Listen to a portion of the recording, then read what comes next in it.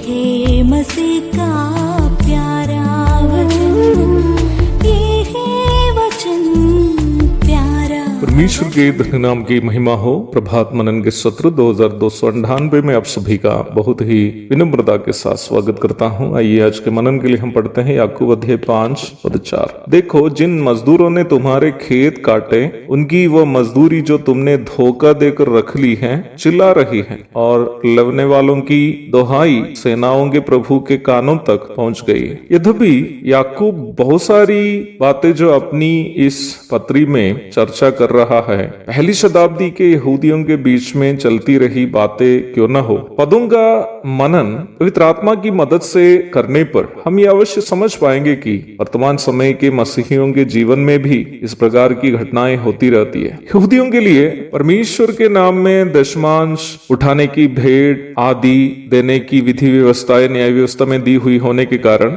मर्जी से हो या फिर मर्जी नहीं होने से भी हो, वे लोग समय समय पर निम्न दशमांश उठाने की भेंट आदि देते रहते थे। यहूदियों के बीच में जो धनी लोग थे, उनमें से कई लोग गरीबों को खुले बाजारों एवं सड़कों के किनारे खड़े होकर ढिंढोरा पीट कर सहायता प्रदान करने की गलत प्रथा भी थी उन दिनों में। अर्थात अपने आप को भक्त या धर्मी के रूप में दूसरों के सामने दिखाने का अथाह प्रयास भी कई धनी यहूदियों के द्वारा किए जाते थे। इस प्रकार के कई दिखावे के धार्मिक कामों को करते समय भी वे लोग करने वाले सबसे बुरा एक और अन्य काम था। वो ये था कि अपने अपने घरों में या खेतों में काम करने वाले मजदूरों को जो वाजिब मजदूरी देनी होती थी, वो मजदूरी इन धनी यहूदी नहीं देते थे। अर्थात उनकी मजदूरियों में से भी जबरदस्ती ये धनी यहूदी लोग काट लेते थे। इस समय आपके मन में एक शक उत्पन्न होने की संभावना है। अरे, आम यहूदियों के बीच जो बुराई होती थी, उसे याकूब पत्री के द्वारा कलीसिया से क्यों कह रहा है? याकूब इसलिए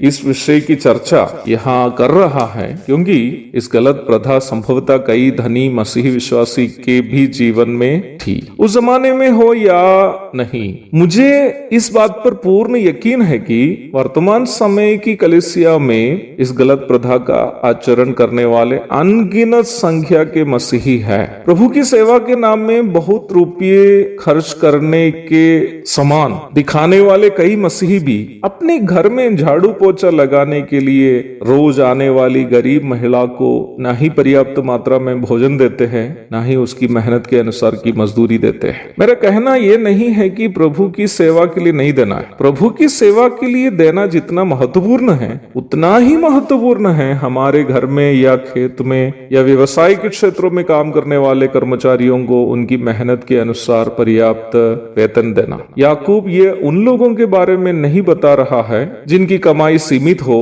और अपनी कमाई के अनुसार अपने मजदूरों को देते हो। याकूब यहाँ उन लोगों के बारे में बोल रहा है जिसके पास काफी धन जमा हो पर अपने मजदूरों की मजदूरी से भी लूटते हो। एक मसीह विश्वासी के रूप में हमें प्रभु की सेवा आदि के लिए देना हमारी जिम्मेदारी है। उसी समय हमें यह भी ध्यान रखना है कि हमारे साथ हमारे घरों में या खेतों में, नहीं तो हमारे व्यवसाय के जगहों में काम करने वाले कर्मचारियों को भी अपनी मेहनत के अनुसार की सही मजदूरी प्राप्त हो, अन्यथा उनकी आंसू हमारे प्रभु की उपस्थिति में पहुंच जाएगी और वो हमारे लिए भलाई की बात नहीं होगी। एक और शुभ दिन की धन्य कामनाओं के साथ आज का मनन मैं समाप्त करता हूँ। प्रभु आप सबको आशीष दे। आमीन।